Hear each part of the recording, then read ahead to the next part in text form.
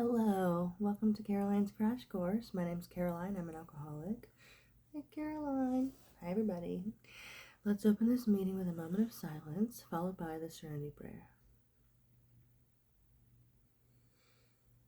God, grant me the serenity to accept the things I cannot change, the courage to change the things I can, and the wisdom to know the difference.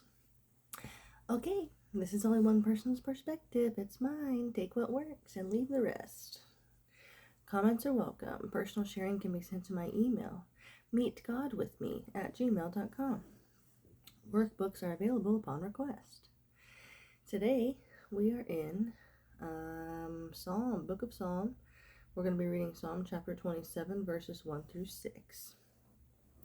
And again, please forgive me for my nasally sounding, sick sounding voice. Okay, I'm trying to get over this thing. I guess it takes longer when you're pregnant. I don't know.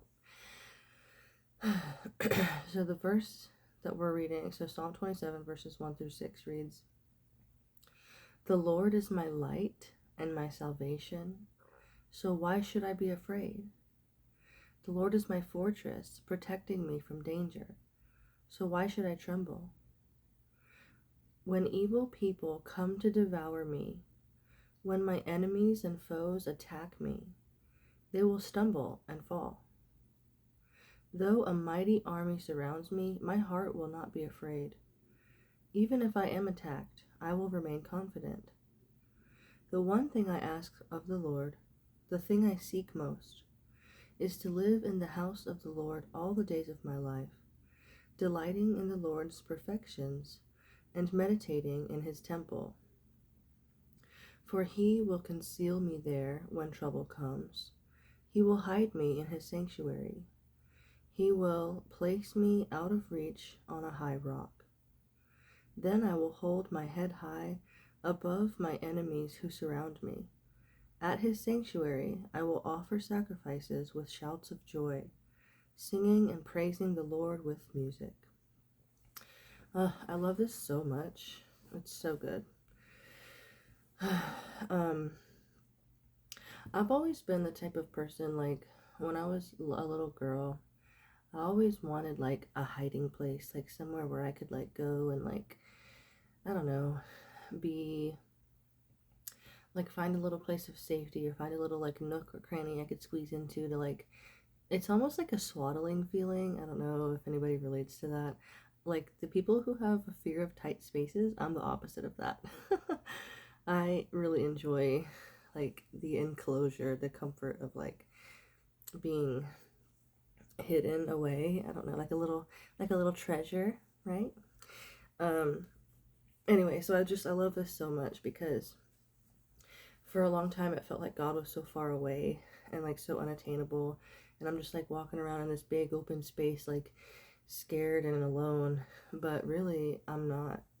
And it's such a wonderful relief and comfort to know that I can just, like, snuggle up into God and, like, his sanctuary is my hiding place, and I love that. So there's a little reflection about this, and I'll just read that real quick. It says, "Even if we stumble, we must keep trying to live an honest and open life, doing all we can to discover and fulfill God's will for us." Oh, I love that. We must keep trying to live an honest and open life, even if we stumble. And that happens to me, like, sometimes I stumble, like, I don't get high or anything, but I do struggle sometimes with, like, maintaining a spirit of forgiveness and a spirit of whatever, like, practicing the principles in all of my affairs. It's hard to do that. It's a challenge. Especially, like, if you're, like, living in a toxic environment, or if you're kind of the only one in your friend group or your family that practices the Christian religion. Like, sometimes it's hard to stay on track. But it says we must keep trying to live an honest and open life, doing all we can to discover and fulfill God's will for us. We don't have to fear God's judgment since he loves us, even with all our faults. As we seek God's will for us, we also need to avoid the people who will lead us back into our destructive lifestyles. That's one thing I'm working on. I thought for a long time that I could, like, I don't know, help save people, and I guess maybe I can, but I think it's not the matter of giving that is in question, but like when and how to give and how to appropriately help people, because sometimes, you stick around in the barbershop long enough, you're gonna get a haircut, right?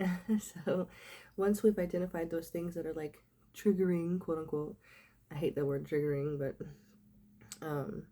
when we discover what those things are that cause us disturbance, then it's like our responsibility to navigate through or around those things in order to be able to do God's will. So it says, nothing good can come from trying to associate with those who formerly dragged us down. Listen, get away. You're not strong. I was just saying in the meeting the other day, my recovery is not any stronger than your disease. My recovery is weak and fickle, and I need God's grace. I need God's presence. I need to maintain, like, stay in God's presence. And like, set a time limit if I'm going to be around people that drag me down. I have the ability and the power as God's child and a confident person to walk away from situations that are going to drag me down, people that are going to mislead or misguide me. And again, like, it's hard if your living environment is like that. Of course, it's hard. You can't just leave your house sometimes. Like, you have to sit there and deal with it. But yeah, but it says nothing good can come from trying to associate with those who formerly dragged us down. So, like, we gotta do what we gotta do. We gotta take actions that bring us out of destructive environments and destructive behavior, right? Even if we're the only one walking out. Like, there's a burning building. The building is burning, right? You gotta walk out, okay? The people that choose to stay in the burning building, that's their choice. You can try to get them out, and you might be successful, but you might get singed along the way, right? We also need to avoid the situations and activities that could tempt us and lead us to an eventual fall. So good, so good, so good. So that's why we need God. We need God's presence. We need to stay there. We need to seek His will for us daily so that we can be safe and protected, even when we're surrounded by, the flames, right? So our 12-step devotional for today is called Thirst for God. Oh, I love that. I'm so thirsty, dude. So thirsty for God. We sought through prayer and meditation to improve our conscious contact with God, praying only for knowledge of His will for us and the power to carry that out. Most of us initially turn to God for the help He can give us, namely His power to free us from the power of our dependencies. We may be surprised to find that as time passes, we turn to God out of a desire to be near Him. As we discover how wonderful He is and how much He loves us, we draw near to Him because of the joy we experience in His presence, right? It's not just like a transaction. It's just like I love you and I want to be near you, King David gave us a glimpse into his relationship with God, saying, "The one thing I ask of the Lord, the thing I seek most, is to live in the house of the Lord all the days of my life." Same, David. Delighting in the Lord's perfections and meditating in His temple. For He will conceal me there when trouble comes. He will hide me in His sanctuary. I was just thinking, I need to look this up and maybe do a video on this, but the word sanctuary it must be akin to the word sanctify. So I don't know, I'm just thinking, like, when you're in His sanctuary, yes, you're safe and protected, but also, is it a place of sanctification? Like, can you actually have transformation in staying in there? I don't know. Anyway, let me know in the comments.